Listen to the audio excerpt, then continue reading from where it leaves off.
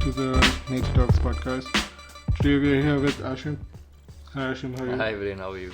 So Ashim has been a friend since many years. We've been working on the field, trying to protect the environment, and so it's good to have you on the show. Yeah, thanks for having me. We'll talk about some general stuff. Yeah. You can give us like an introduction about yourself, and then maybe what you're working on, some things that you've done, and then I'll ask you some other questions afterwards. Yeah, okay, sounds good. So my name is Ashim, and I've been working largely in the environment space now for almost a decade. As in, I started work with this organization called Svecha many years back. And Svecha works largely on sustainable lifestyle and education. So most of my work has been in schools. When you say on the ground, I think almost every second day we are at some school or the other, either doing workshops or we're doing these action projects, plantations, going on exposure visits with them, taking them to see Yamuna, going on a forest walk, and many different things. So that's you just did that Yamuna walk, right? Yeah, recently. yeah. So how was the experience for the kids? How was your experience? It's fantastic too. So there are two things that we do. One is what exactly happens in this? Yeah, so that it's interesting because Svecha's journey started directly associated with the river, so to speak, because we almost 23 years ago now we started as a campaign around Yamuna as V4 Yamuna campaign. And then a few years after that, we actually conducted our first Yamuna Yatra, which is because of the foam. At that point, maybe not so much foam, but generally the plight of the river was that bad. As in, it was in a terrible condition. It's gone from bad to worse. Yeah. Every year, it's now. Of course, the levels of ammonia in the river are so high that you can't really. Yeah, it's in between it went dry also. Yeah. That's. So tell us about the walk. Where did it start? Yeah, so the yatra and then there's walk. So we do journey-based programs essentially. That's one of our biggest strengths of working with schools is that we take them on these. So we continue to do it now with Vasant Valley School. This thing. In fact, I've gone as a student many years ago also, where you actually travel you start your journey from Delhi. You go all the way up. Spend first 6 days you're camping by the river in the hills, and you reach Yamunotri, which is where your Yamuna Yatra actually begins from. And then from Yamunotri, we trace the river all the way back down till Vrindavan.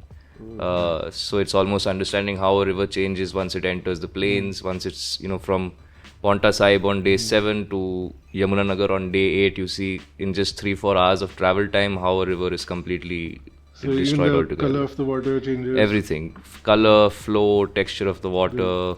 The area, the landscape around it, everything changes, and that's all because there's Asan Barrage and then there's Hatnikund Barrage where the river finally is halted for the first time in the plains, and then it's diverted into the eastern and western canal, and that's where you actually see how water has been exploited to levels that go beyond our heads, as in it's quite. All the civilizations have to start around the water bodies. Yes. All the ancient civilizations which exactly started from I mean, Delhi as a city is built around Yamuna, and today if you look at it, Delhi is known for what we say the 2 R's of Delhi. There's the ridge and there's the river, but you look at both the ridge and the river today, as river doesn't exist, ridge there's again hardly any forest cover that Delhi has anymore, and whatever is left of it, a lot of it is kikad, a lot of it is non-native. And right now there's it's May right now. We're seeing all these amaltas trees flowering. Do you have any favorite trees? The amaltas would be one of them for sure. I would say I would have one for every season almost. But amaltas and gulmohar definitely during this time. Kachnar for me in the winters. Saptparni would be around October. But if I were to pin it down to one favorite, I would say Semal. Semal would be my favorite, the tallest tree we have right now. Right? I think, it's probably especially in the colonies. And it's just because it stands out so much, through the year you don't notice it at all. I mean, of course it's got leaves, but just in that 1.5 months period from, end Feb and throughout March, holy time, you see these bright red flowers and orange flowers just all around the city. So it's like fireworks. I like to call it fireworks in the sky almost. So the whole city is red. Yeah, exactly. And right now it's the cotton season. So you collect the seeds. Flying. And so we've been working on this Bhalswa project together. So I've given my opinions and feedback on this podcast. Yeah. What do you have to say about your first experience there, or and like what's the condition you can describe to people who are listening who's probably never go there? So many people may not even know where Bhalswa is, for example, because it's situated right next to this massive landfill, one of many in Delhi, one of 3 of the biggest landfills in the city itself. I think it's the biggest landfill in India. Yeah, it is. And then And right now they're trying to break it down and exactly burn it first. Yeah. For us to breathe.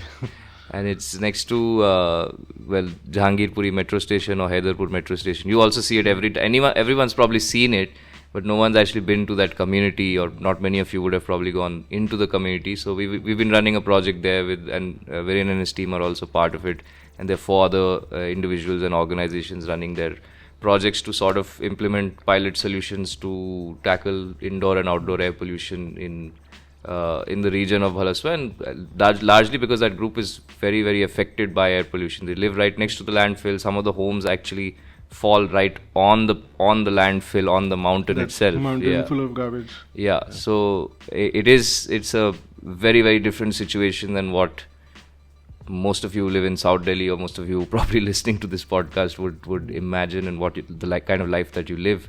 They have to wake up there, they have to bathe and eat over there.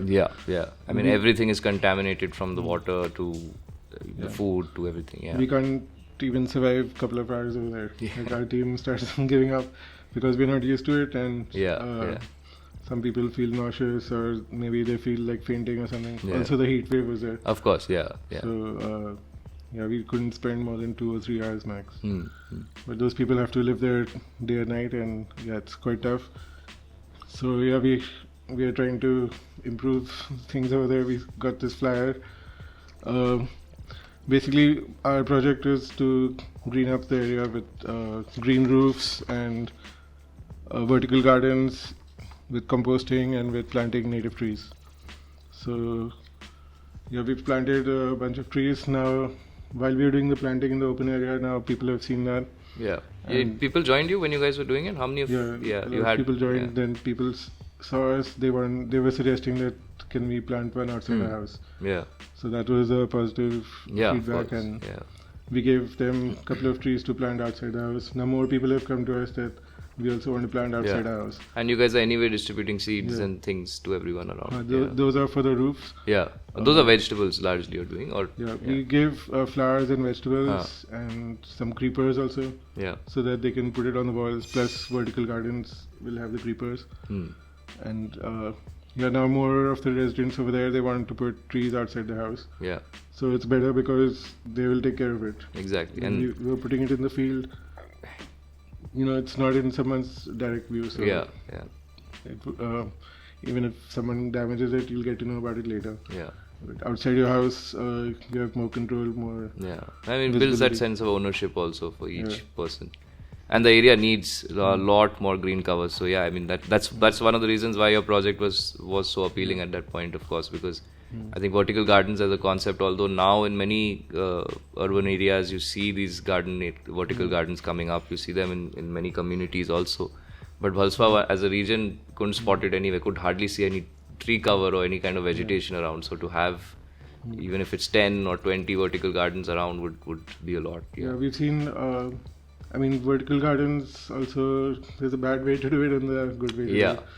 So we've seen how some of these vertical gardens made on the roads, they will use these other species which need a lot of maintenance. Exactly. And it's dried up fully, And then they have to just keep replanting. So that's really funny.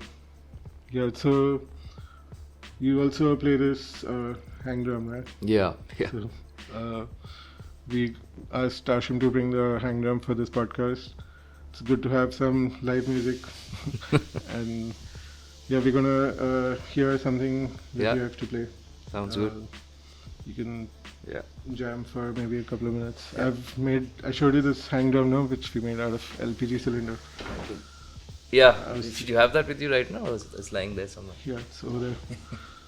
So, but this is what it looks like essentially.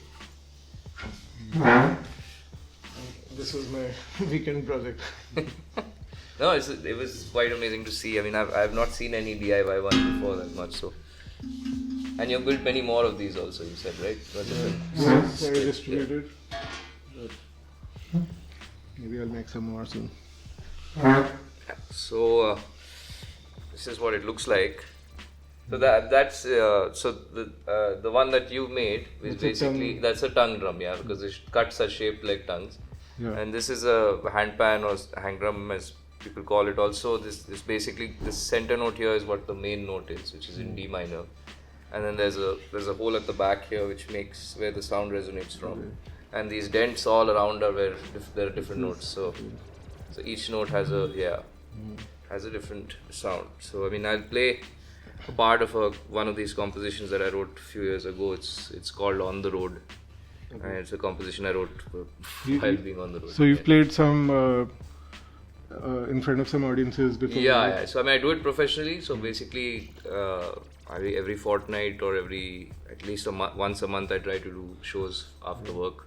Are you on SoundCloud or Spotify? I am on Spotify, Apple Music, Amazon, all the. So tell us your handle. How do people find you? Ashim Bery. So ASHIMBERY. You can just find me on. And if they want to come for the Yamuna walk? Yamuna walk, you can get in touch with us at Svecha, or you can reach out to me or anyone from the team through Instagram, email, however.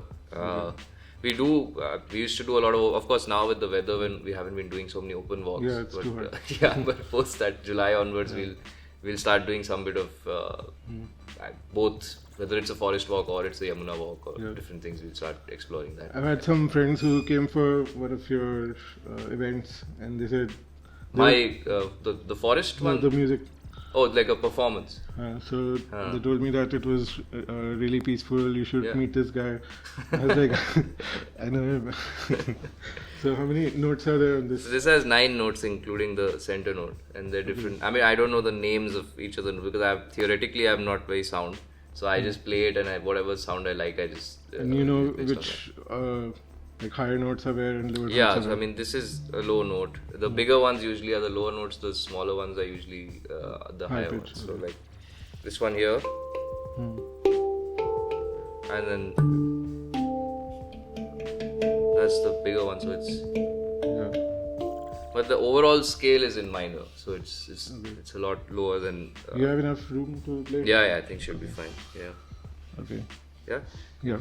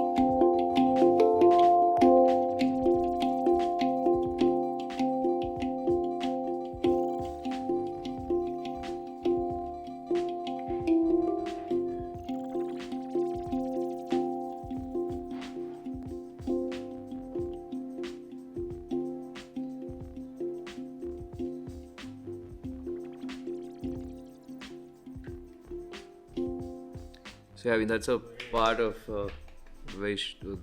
It's much longer, but like in the interest of time, I was playing a short version of it. But yeah. So like, if you've got a bunch of songs, do you know how to get that tune back? The structure and everything of Yeah. it. No, it falls out. Doesn't usually the structure stays the same, but sometimes it's 5 minutes long, sometimes it's 3 minutes long. Again, it depends on my mood, how many people showed up, what the audience is sort of reacting to the music as. But yeah, it varies. But There's some variations in that. yeah, Yeah, it was quite meditative, I think. yeah. I think, Thank you. Yeah, if, people, I think they can listen to this online while they're meditating outdoors. I think, yeah, it's quite a relaxing music. You can even have it like on loop in the office. So, like a lo-fi chill music. Yeah, yeah. So, yeah, thank you for the... how should I say? What was the name of the song? The On the Road is the name On of the the Road, composition. yeah. So, On the Road, that's a nice name. Yeah. So, yeah, we'll check you out online, and I think, yeah, so we'll wind up the podcast now. We're trying to keep it short these days. Yeah, yeah. We have so much problem editing the long videos. It takes so many GBs anyway. So, thank you for coming for us Thank you. for Thanks this a lot. podcast. And we'll see you again next time for some more cool entertainment with this. Yeah, I'm kind happy of- to come and play whenever you guys want me to or do something. You want to try this one once? Yeah, I can try. Do you have a pencil here? Huh? Or you can do it with your hand. I'll try. Yeah. Why? It'll cut otherwise, yeah. No, just...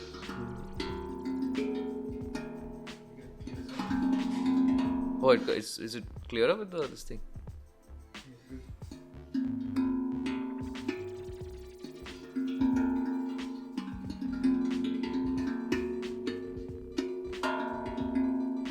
Yeah, I love the way it's been done. Is pretty. This was the first experiment. Yeah. I've never seen it on a cylinder before. I don't know, from whatever any of the DIY ones I've watched, I've never seen anyone try it on a I'll cylinder. send you the YouTube Yeah? video. We got I made one with the glow-in-the-dark spray paint. Ah. So with the UV light, it was Oh, sorry. shining, and we could play it. Okay, Nice. cheers. Thank you Cheers, for coming thanks. today. Thanks a lot. Okay, thank you for listening or watching this podcast today. We'll catch you again next time. Bye bye.